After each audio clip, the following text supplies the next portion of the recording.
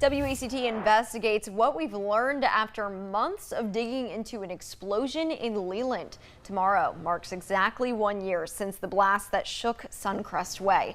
WECT's Connor Smith has spent all week investigating this case and recaps a week of special reports.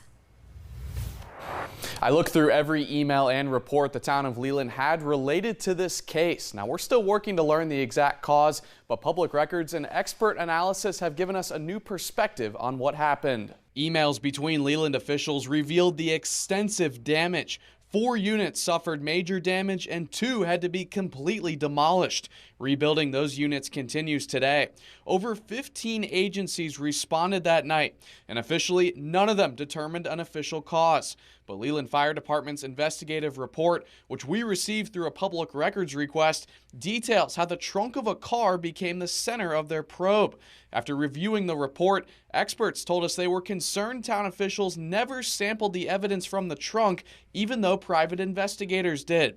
We pressed Leland Town Manager David Hollis for answers. He says he's confident in their investigation. I think they did a thorough investigation, and based on the evidence that they were able to find, unfortunately had to rule it undetermined. And you can watch my full 8-minute investigative report into the explosion right now inside your WECT News app. Connor Smith, WECT News.